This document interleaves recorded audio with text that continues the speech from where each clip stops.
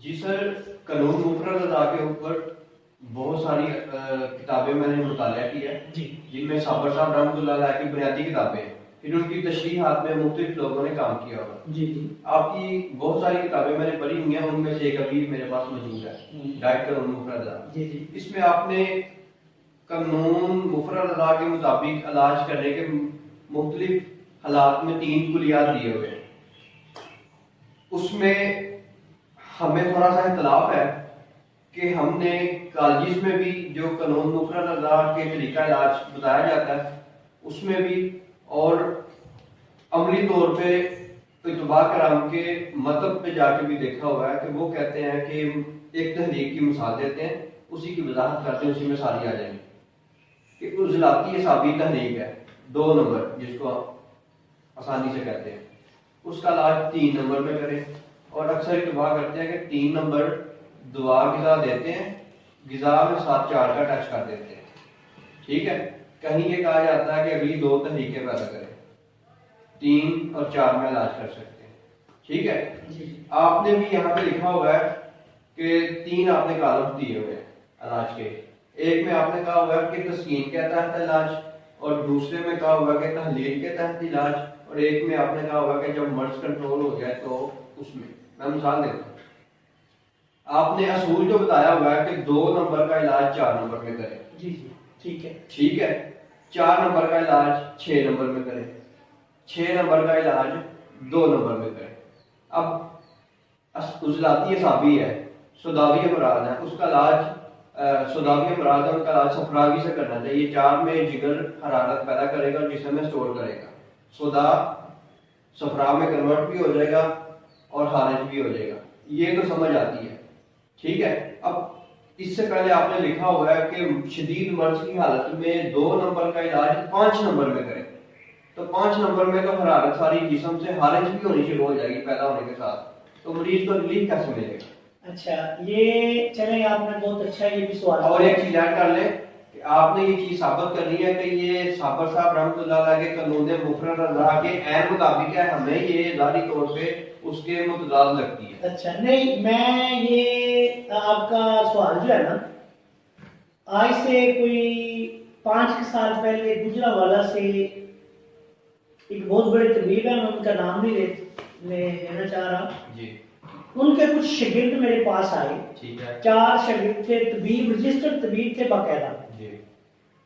انہوں نے یہی کتاب، یہ الحمدللہ جیسا کہ آپ کو پتا ہے کہ قانون مفرد ادا کی مستند کتاب ہے، اور گائیڈ قانون مفرد ادا یہ میں نے 96 میں لکھی تھی. ٹھیک ہے. 1996 میں میں نے جب یہ لکھی، اس وقت میں طب کا طالب علم تھا، مجھے بڑے مسئلے مسائل آئے اس کو سیکھنے کے لیے. جی جی. تو پھر میں نے جو مجھے مسئلے مسائل آئے ان کو مد نظر رکھ کے میں نے سوچا کہ ایسی کتاب لکھی جائے جو طالب علموں کے لیے مشعل راہ. یہی وجہ ہے کہ یہ کتاب اتنے اس کے ایڈیشن چھپے، جعلی چھپے، اور آج بھی یہ کالجز میں بھی پڑھائی جاتی ہے اور اکیڈمی میں بھی پڑھائی جاتی ہے. اور قانون مفرد ادا کا شاید ہی کوئی معالج ہو جس کے پاس یہ میری کتاب گائیڈ قانون مفرد ادا نہ ہو. ٹھیک ہے. اب آتے ہیں اس پہ کہ یہ میں نے کیوں لکھا. اس کی بات بڑی ہی سادہ ہے.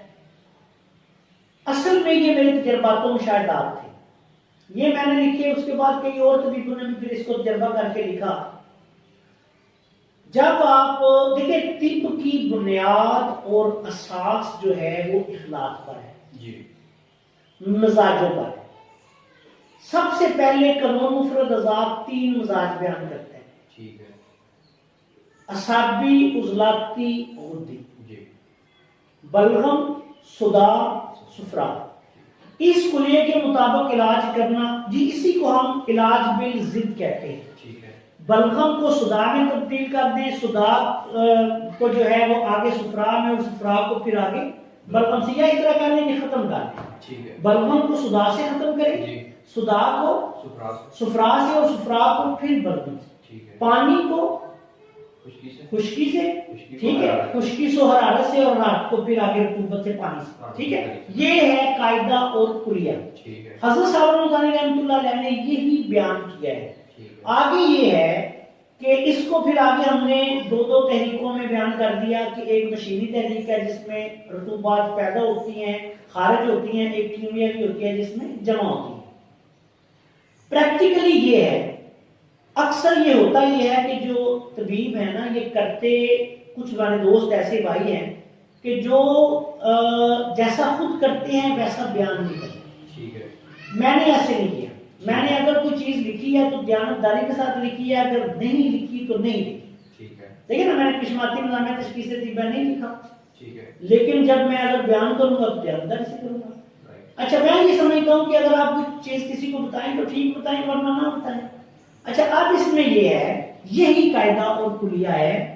اگر آپ فرض کریں، بعض صورتوں میں ایسے ہوتا ہے جی کہ آپ عضلاتی اعصابی جو آپ بتا رہے ہیں یہ کچے صداع کی تحریک ہے. ٹھیک ہے. اس کو جب آپ عضلاتی، یہ ہے تو صداع نا، جی جب آپ اس کو مزید صداع پیدا کریں گے تو مریض کو بہت زیادہ تکلیف ہو جائے گی. یہ ہوتا ہے، ہم نے دیکھا پریکٹیکلی. ٹھیک ہے. مثال کے طور پہ ٹی بی کا، میں آپ کو مثال دیتا ہوں. ٹی بی کا مریض ہے، ٹی بی کے مریض میں آپ عضلاتی اعصابی میں بھی ٹی بی ہو جاتی ہے، عضلاتی غدی میں بھی ہو جاتی ہے. عضلاتی اعصابی سے لے کے عضلاتی غدی تک زیادہ ٹی بی کے مریض ہوتے ہیں. اب آپ دیکھیں کہ اگر اس کو عضلاتی اعصابی آپ فرض کریں تشخیص کر لیتے ہیں، تشخیص میں بھی اس میں مسئلے ہیں کہ بڑے بڑے، میں نے دیکھا طبہ کرام نبض سے، کرورے سے، دوسری تشخیصوں سے دھوکہ کھا جاتے ہیں.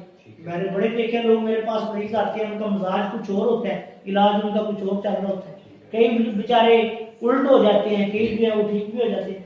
جب تکا چل لگ گیا تو مریض کو فائدہ ہو گیا، اگر تکا نہیں لگا تو مریض کا نقصان ہو گیا. اب اس میں یہ ہوتا ہے کہ دیکھیں، فرض کریں آپ عضلاتی اعصابی میں اس کو ٹی بی شروع ہو گئی ہے، فرض کریں جی، تو آپ جب اس کو عضلاتی غدی دیں گے تو وہ ٹی بی پوری شدت کے ساتھ بڑھنا جائے گی. آپ مجھے خود بتائیں، شروع ہو جائے گا بڑی تیزی کے ساتھ. ٹھیک ہے. اسی طرح فرض کریں غدی عضلاتی تحریک میں، فرض کریں غدی عضلاتی تحریک ہے، اس کو سفرا جب ہم غدی گرم کر دیتے ہیں تو کئی بعض صورتوں میں مریض کو بڑی شدید تکلیف ہونا شروع ہو جاتے ہیں، کیونکہ حرارت پیدا بھی ہوتی ہے، خارج بھی ہوتی ہے. اسی طرح اعصابی تحریک میں. اچھا، اب اس کا یہ ہے، ہم نے پریکٹس میں دیکھا ہے، پریکٹیکلی دیکھا ہے. میں نے حضرت صاحب مطالعہ رحمۃ اللہ علیہ میرے دادا استاد ہیں، میں نے ان کے وہ پرانے رجسٹر بھی پڑھے ہیں.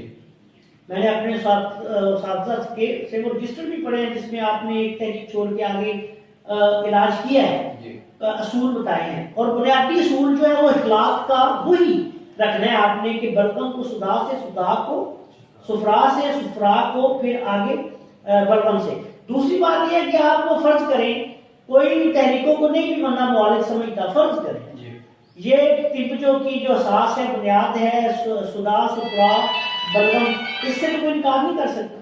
ٹھیک ہے. اچھا، اب آپ کا یہ سوال، اس لیے ہم اس علاج کرتے ہیں کہ جو میں نے بیان کیا آپ اس طرح کر کے دیکھیں، انشاءاللہ مریض کو فوری فائدہ ہوگا. دوسری بات، آپ نے یہ سوال کیا ہے کہ یہ حضرت صاحب رحمۃ اللہ علیہ کے مجھ سے ثابت تو نہیں، ان کی تحقیقات تھی جس طرح کتابوں میں لکھے. کچھ چیزیں ایسی ہوتی ہیں کہ جو لکھی آپ نے ضرور محقق نے لکھی ہوتی ہے، لیکن لوگ اتنی سمجھ نہیں ہوتی ہے، اس پہ غور نہیں کرتے. اب آپ دیکھیں، میں آپ کو مثال دیتا ہوں کہ حضرت صابر مطانی رحمۃ اللہ علیہ کی سے ہی آپ کو ثابت کر دیتا ہوں. حضرت صابر مطانی رحمۃ اللہ علیہ نے جو ٹی بی کا نسخہ دعوے اور چیلنج کے ساتھ پیش کیا تھا، یہ میں گجرانوالہ کا واقعہ سنا رہا تھا کہ وہ میرے پاس آئے، اسی پہ 4 طبیب تھے، انہوں نے اعتراض کیا. انہوں نے رجسٹرڈ طبیب تھے، کہتے ہیں جی ہمارے وہاں استاد صاحب ہیں، انہوں نے آپ کی کتاب کو یہ جھٹلایا. میں نے کہا اچھا جی ٹھیک ہے، یہ غلط ہے. میں نے کہا اچھا جی ٹھیک ہے. میں نے کہا جی جائیں اپنے استاد صاحب کے پاس میرا ایک سوال لے جائیں، اس کا جواب مجھے لا کے دیں. کہتے ہیں ٹھیک ہے جی. میں نے کہا جی آپ اس لیے مجھے بتائیں، استاد صاحب سے جا کے پوچھیں کہ حضرت صاحب مطانی رحمۃ اللہ علیہ نے جو 6 تریاق، ہلدی 15 تولہ اور شیر مدار 1 تولہ کا نسخہ ترتیب دیا، اعصابی غدی تریاق، اور اس کو پوری دنیا میں دعوے کے ساتھ، چیلنج کے ساتھ پیش کیا کہ یہ ٹی بی کا تریاق ہے اور 100% مجرب ہے. ان کا یہ نسخہ انڈیا میں ٹی بی سینیٹوریم میں استعمال کیا جاتا ہے، پاکستان میں بھی بہت زیادہ طبیب اس کو استعمال کرتے ہیں. میں نے کہا جی یہ مرض کیا تھی اور علاج کیا تھا، آپ سے بھی یہ سو. اچھا، وہ طبیب چلے گئے، پھر نہیں میرے پاس آئے، پھر بڑی مدت بعد آئے اور وہ کہتے ہیں جی ہم آپ کے شاگرد ہیں، ہمیں اپنی شاگردی میں لے لیں. ٹھیک ہے. ان طبیب کے پاس اس سوال کا جواب نہیں تھا. اچھا، یہی سوال میں آپ سے کرتا ہوں، صابر صاحب کی زندگی سے، ان کی تحقیقات سے ثابت کر رہا ہوں. پوری کتاب انہوں نے لکھی ہے، ٹک پہ. اس کے علاوہ ٹی بی کا تریاق نسخہ دیا, پوری دنیا میں دعوے کے ساتھ دیا.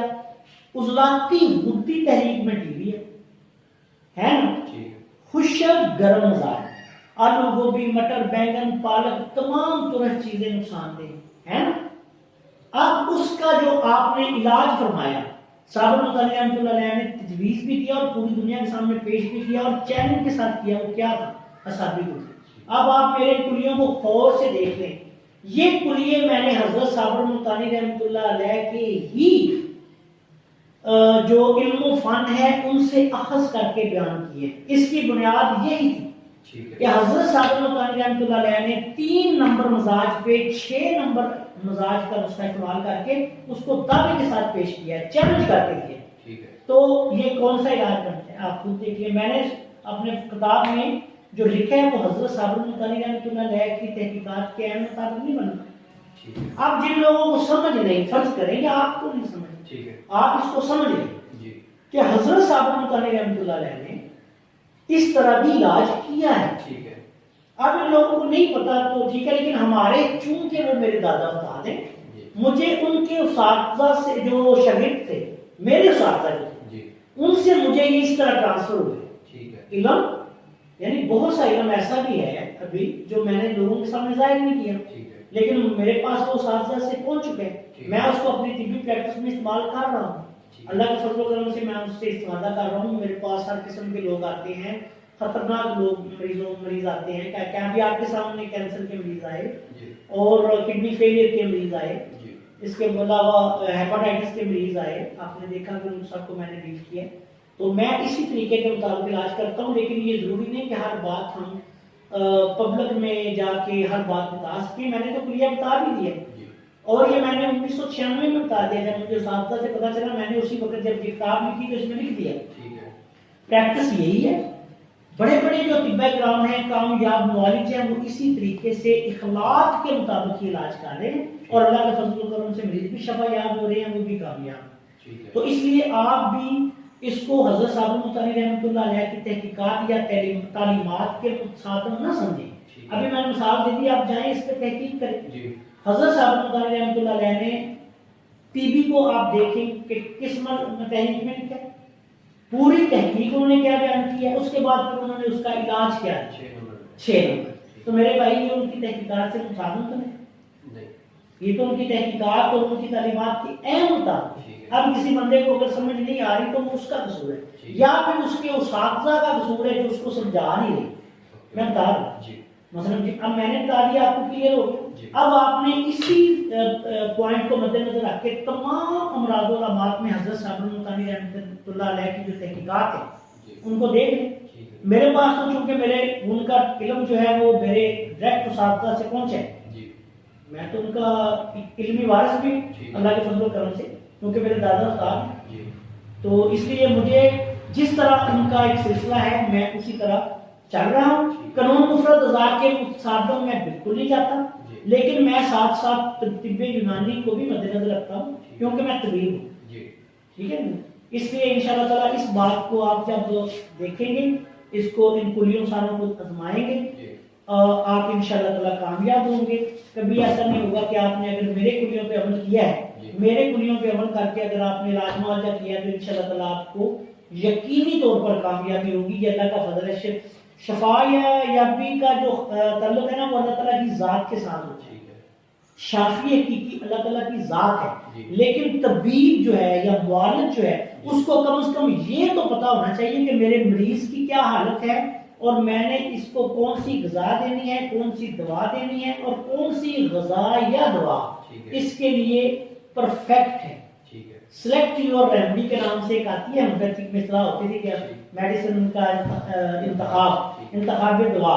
ٹھیک ہے نا, تو یہ پوٹینسی اس میں پھر پوٹینسیز ہوتی ہیں کہ آپ نے کون سی دوائی استعمال کرنی ہے, کیسے کرنی ہے, کس پوٹینسی میں لینی ہے. تو اسی طرح طب میں بھی یہ طریقے ہیں. ٹھیک ہے نا, ان کو آپ فالو کریں انشاءاللہ. آپ جو میں نے اپنی کتابوں میں لکھا ہے, میں نے پوری کوشش کی ہے کہ میں اپنی کس درجن سے زائد اس وقت میری مارکیٹ میں کسی کتاب میں نے کوشش نہیں کی کہ کوئی غلط چیز بیان ہو, کیونکہ ظاہر بات ہے یہ ایک علمی اثاثہ ہے, دوسرے آپ جیسے لوگوں تک یا دوسرے لوگوں تک منتقل ہوگا.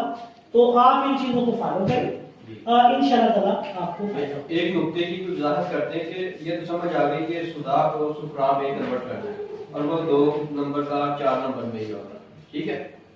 ایک آپ نے محسوس حالات کے لیے بتایا ہوا ہے، اس کی بھی ذرا وضاحت کرتے ہیں کہ کبھی کبھی تحلیل کے علاوہ تسکین سے بھی علاج کرنا پڑتا ہے۔ دیکھیں وہ میں نے 2 نمبر کو 5 نمبر کریں، ہاں جی وہ یہی طور دیکھیں وہ بھی آپ مجموعی طور پہ آپ یہ سمپل یہ سمجھیں، یہ تو چلو بہت بڑا موضوع ہے، اس پہ بھی انشاءاللہ میں چلو ویڈیوز دوا دوں گا چینل اپنے پہ بھی اور دوسرے قانون فضا چینل کے لیے بھی اور رقیب شمال میں بھی۔ لیکن یہ ہے کہ آپ کو جو میں نے مختصر بات بتائی کہ دونوں صورتوں میں دیکھیں مزاج خشک گرم خشک سرد ہو یا خشک گرم ہو، بات صدا ہی ہے، ٹھیک ہے، گرم خشک ہو یا گرم تر ہو صفرائی ہے، تر گرم ہو یا تر سرد ہو بلغمی ہے۔ صرف فرق یہ ہوتا ہے کہ اگر صدا میں خشک سرد ہے تو اس میں خشکی کے ساتھ تری ہے، سردی ہے، ٹھیک ہے۔